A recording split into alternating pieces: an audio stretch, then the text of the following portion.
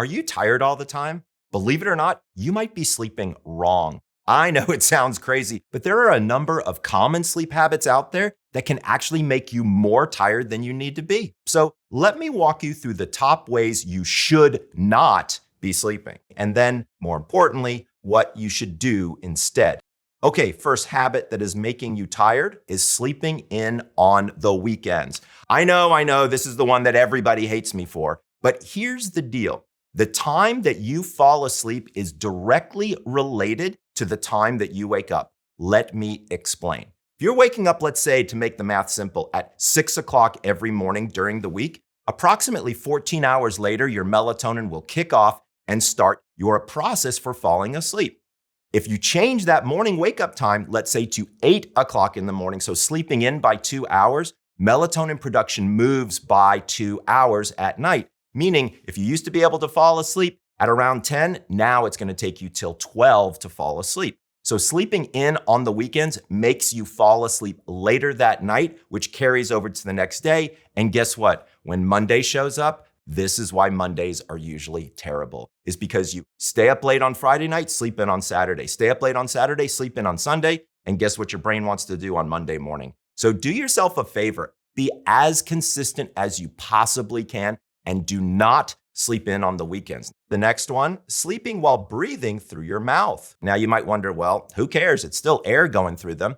Here's the problem, is when air is going through your nose, you have a filter. You have cilia or pieces of hair and mucus that catch particulates or things that could make, that are not good for your lungs, that could be allergens, things of that nature. There's a whole filtering system in your nose that's built for this. In your mouth, it's just straight to your lungs. I kind of think of it as unleaded gas through the nose and leaded gas through the mouth, if you will. So what you want to do is you want to decongest for better rest. So if you want your mouth to stay closed, you want your nose to be pretty open. So that can happen with a whole host of different things. You can use a decongestant, or you can even just use a saline wash, which is actually my favorite thing for people to try to do because I don't want them to have to be utilizing something every night. But look, if you've got nasal congestion or allergies, using some type of decongestant each evening, something systemic like a Flonase, might just be the trick for helping you get a much better night of sleep without your mouth being open. Here's another big one, and a lot of people don't like this one either, hitting the snooze button more than once. A lot of people say, oh, I just got to keep hitting the snooze so I can finally come to a reality and wake up. Here's the problem. The snooze is arguably the world's worst invention when it comes to sleep. The average snooze is between 7 and 9 minutes long, and your body physically can't get back into a deep stage of sleep. So all you're doing by hitting that snooze over and over again is giving yourself 7 to 9 minutes of light, crappy sleep, which is not going to make you feel any better. You'd be much better off just setting the alarm for the final time that you have to get up and going ahead and getting up. Another one, trying to go to sleep without properly winding down first. People think that sleep is this on-off switch where they walk into the room and boom, everything's supposed to just kind of fall into place. It really doesn't work that way.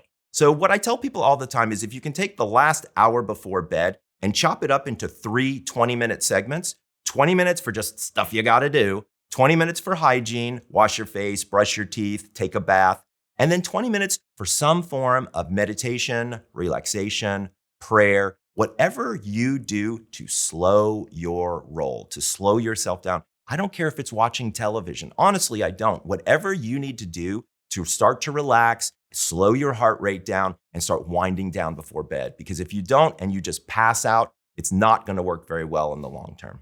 Another one, sleeping during the days, or AKA naps. Now, I want to be clear, I'm not saying there's anything wrong with a siesta. However, if you have insomnia, the truth of the matter is you should never nap. Because what happens during a nap is you lower your sleep drive. And if you have insomnia, you need all the sleep drive that you can get. Another big problem is a lot of people will nap too long. What do I mean by that? Have you ever taken a nap and woke up and felt worse, not better?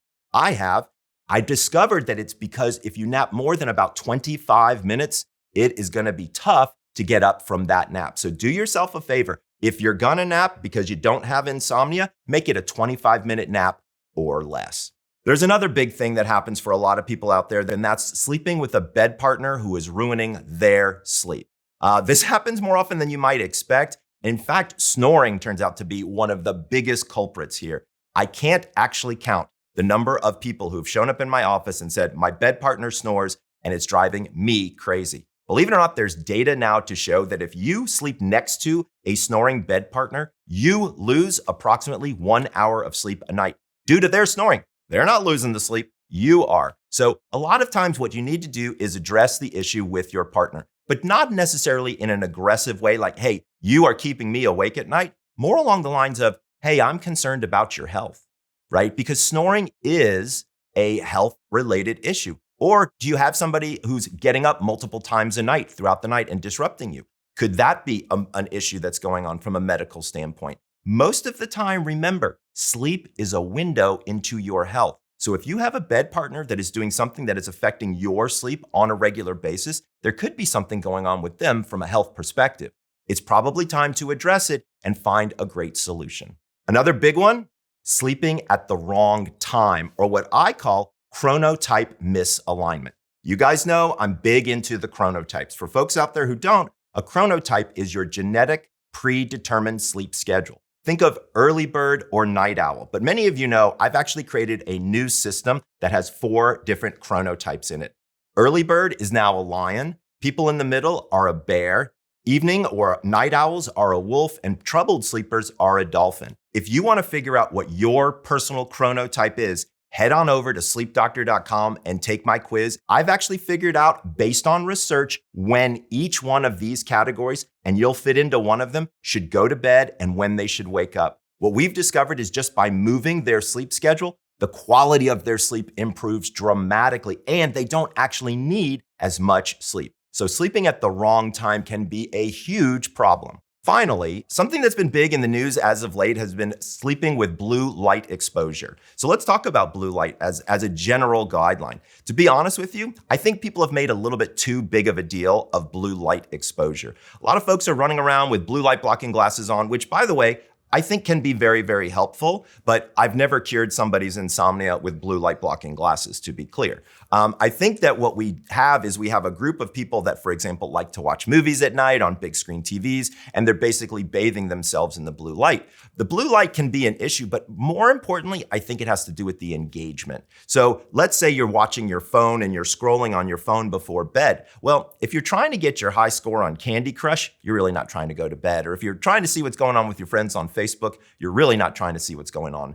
You're really not trying to go to bed. So I think it's the blue light exposure, but more importantly, it's the engagement with whatever the device is. That's probably the thing that's keeping most people awake. Now, your sleep isn't just impacted by the things that you do at night. Decisions you make during the day can also have a big effect on sleep quality as well as quantity. I've made a video covering 14 small, easy ways to set yourself up for a great night of sleep. Check it out right here. I'm Dr. Michael Breus, the Sleep Doctor, wishing you sweet dreams.